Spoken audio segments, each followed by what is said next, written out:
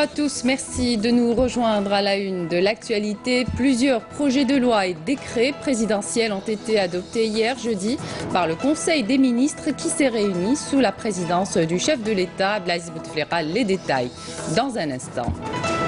Dans l'actualité également, la troisième phase de la 24e opération de relogement qui a débuté hier dans la capitale. Plus de 3000 logements sont distribués dans le but de l'élimination de l'habitat précaire et des bidonvilles à Alger. La foire de Tindouf sera réhabilitée au grand bonheur des habitants et des commerçants de la région. Une manifestation économique qui a attiré beaucoup de participants, notamment des pays voisins.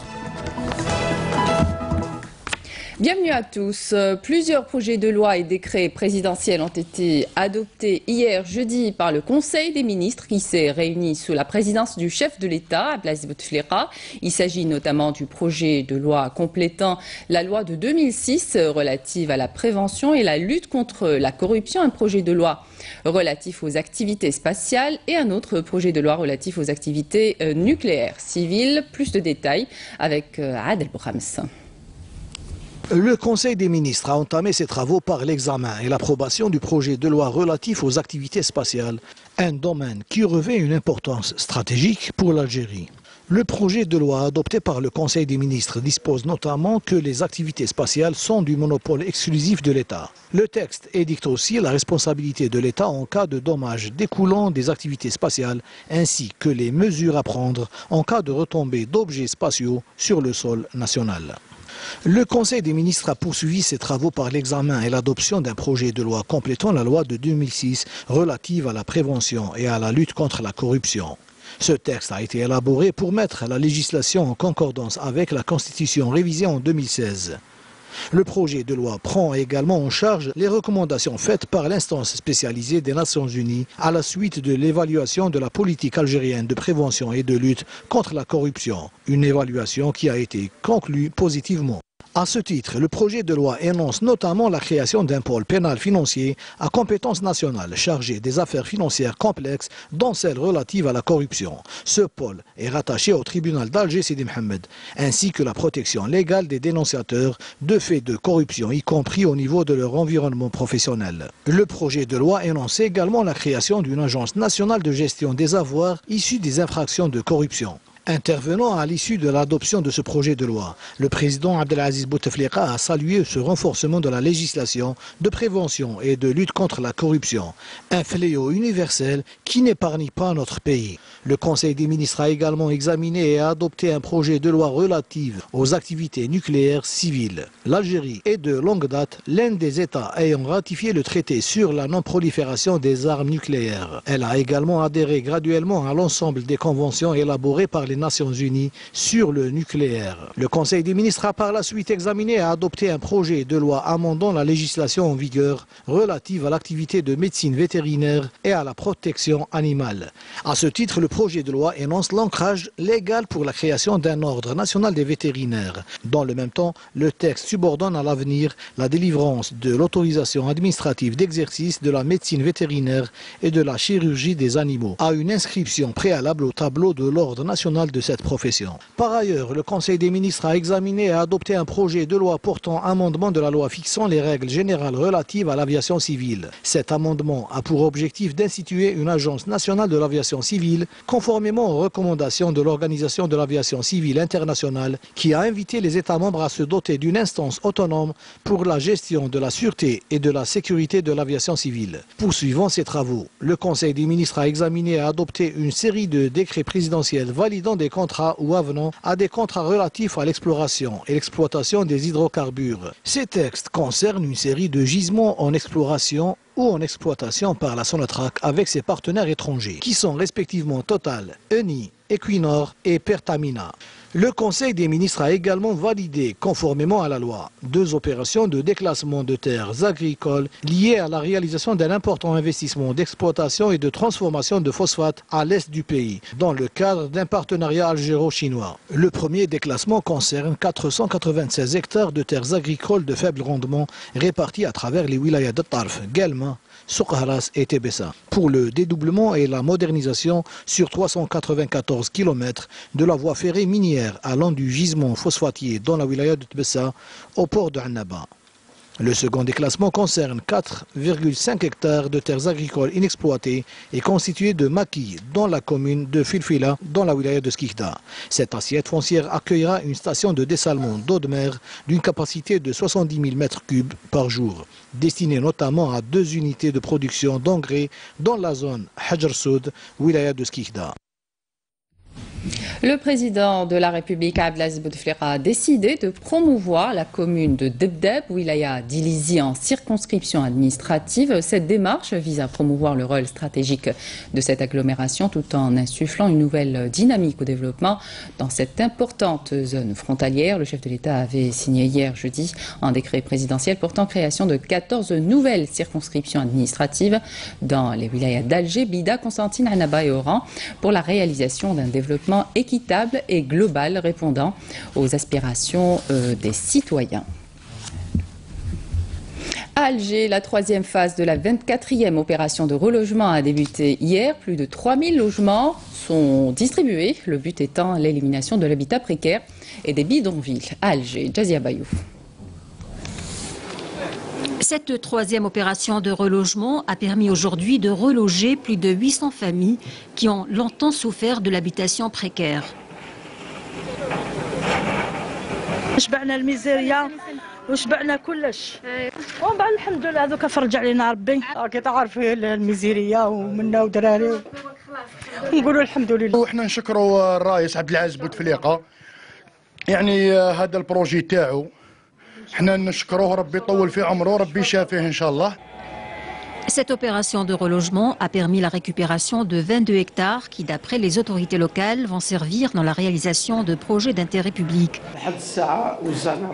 Jusqu'à présent, nous avons distribué plus de 4000 logements et aujourd'hui, nous entamons cette troisième phase qui consiste à distribuer les 4000 restants du programme tracé, soit 3000 logements publics locatifs et 1000 logements participatifs seront donc distribués tout le long de ces 3 jours. L'opération de relogement se poursuivra jusqu'à l'éradication de toutes les habitations précaires. Dans la wilaya de Djidjel, l'industrie oléicole bat son plein avec plusieurs investisseurs qui ont misé sur des huileries pour transformer les récoltes d'olives de la région. Ils sont d'ailleurs plusieurs producteurs agricoles des régions de la Ouana qui affluent vers ces huileries pour écouler leurs marchandises. Reportage Saïda Mayouf. De nombreux sacs pleins d'olives jonchent le sol devant et aux alentours de l'unité. Il s'agit là de l'huilerie des frères Bouchmal à Djidjel qui tourne en ce moment à plein régime à raison de 100 tonnes jour. Et ce, depuis le lancement en octobre dernier de la campagne oléicole. Elle existe depuis 1996. On a débuté avec une seule chaîne Et après, on a fait l'extension en 2001. Voilà. Donc à partir de là, on a gagné pas mal de clients sur le territoire, sur le côté ouest de la wilaya de Djidjel, capacité de 5 tonnes jour. On a 2 chaînes, alors si 10 tonnes jour, ça fait 100 quintaux par jour. Je viens de la région de Texana, c'est ma 2e année ici. On est bien servi et dans un temps record. En tant qu'oléiculteur, je fréquente cette huilerie depuis longtemps déjà. J'y trouve toutes les facilités. J'arrive de la Ouana et ma récolte, je la transforme toujours dans ces lieux où le travail est excellent.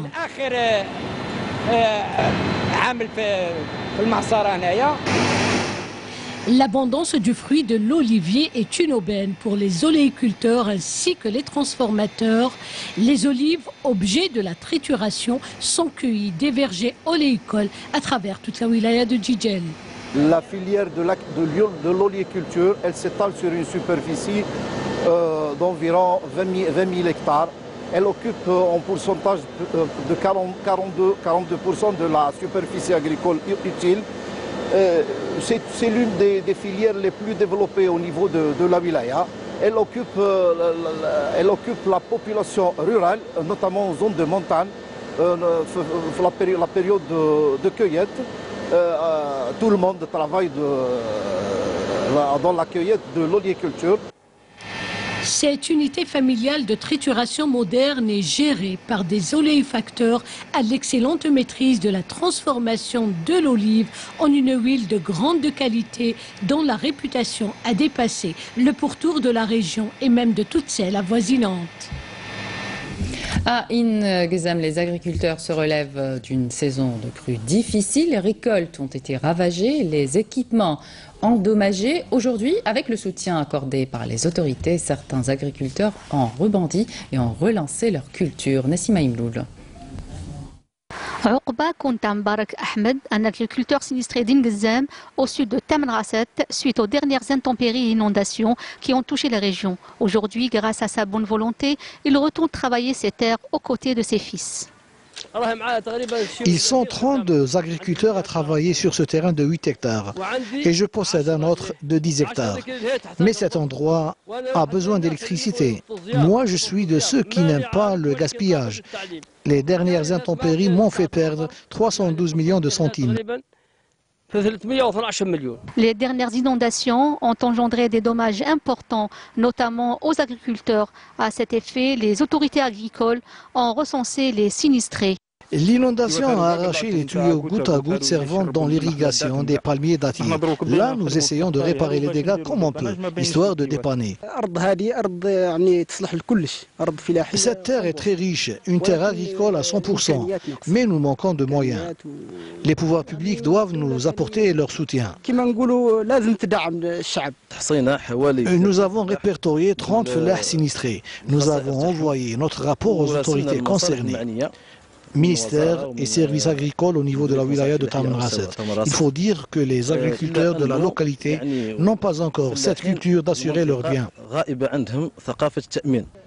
En dépit des difficultés rencontrées, les véritables agriculteurs de la localité d'Ingezem demeurent attachés à leur terre natale. À ce titre, il est impératif de renforcer l'orientation des conseils agricoles afin de promouvoir le produit local dans cette zone enclavée. Un reportage signé Fatma Zahra Ben Farjella. La première édition de la fête des agrumes est célébrée à Qléa. Cette manifestation permettra aux agriculteurs et aux participants d'exposer leurs produits. Une occasion également pour les visiteurs de découvrir les différentes techniques de préparation des jus d'agrumes et de la distillation de l'eau de fleurs d'oranger. Reportage Sohila Zidoul, le récit de Soumia Zarouali. Qléa, cette belle ville située à une trentaine de kilomètres de la capitale, célèbre en ce moment la fête des agrumes. En matière d'agrumiculture, la wilaya de Tipaza occupe la 3e place au niveau national. Le nombre des participants à cette manifestation dépasse les 50 exposants issus des communes de Qléa, de Chaïba et de Htatba. La daïra de Qléa dispose de plusieurs variétés d'agrumes réparties sur plus de 2000 hectares. Il existe plusieurs variétés telles que la tangerine, la clémentine, la Montréal et la clémentine sans pépins. Ce sont les variétés dont dispose la daïra de Qléa répartie sur une superficie de 2500 hectares. Les habitantes de Qléa accordent une importance particulière aux agrumes et comptent sur ce genre de manifestation pour faire connaître leur tradition culinaire. Nous sommes là pour exposer nos différentes préparations culinaires à base d'agrumes. C'est un véritable patrimoine qu'on veut préserver. Nous exposons aujourd'hui nos différents produits tels que les confitures, les jus ainsi que l'eau de fleurs d'oranger. Nous donnons également des cours de cuisine aux jeunes filles pour leur apprendre à préparer les recettes de grand-mère en matière de confitures et tout le reste. La diversification de la production dans le domaine de l'agrumiculture est le défi que Qléa est appelé à relever lors des prochaines éditions de la fête des agrumes. Voilà une bonne nouvelle, la foire de Tindouf sera réhabilitée au grand bonheur des habitants et des commerçants de la région avant de s'arrêter en 1975. Cette importante manifestation économique a attiré beaucoup de participants, notamment des pays voisins. Reportage Nassima Yarkoubi, commentaire Badia Amarni. Ce sont là les restes du mur de l'ancienne foire à Tindouf, l'une des plus grandes manifestations économiques et commerciales organisées dans les années 70 dans la région. C'est ici El Mogar. Il commence ici jusqu'à l'endroit appelé El Khanga. C'était bénéfique. Il y avait beaucoup d'échanges avec les pays voisins qui venaient s'alimenter de différents produits qu'ils n'ont pas chez eux. Cette manifestation annuelle était organisée chaque début du mois de mai. La dernière édition de cette foire s'est déroulée en 1975. C'est bénéfique pour le pays et pour les commerçants. Durant 15 jours, les gens passaient cet événement comme si c'était une fête. Ça serait bien si cette foire soit rétablie comme avant. Une bonne opportunité, surtout pour Tindouf et pour l'Algérie. Les habitants de Tindouf nourrissent de grands espoirs avec la relance de cette activité commerciale, surtout avec l'ouverture du poste de transit terrestre entre l'Algérie et la Mauritanie.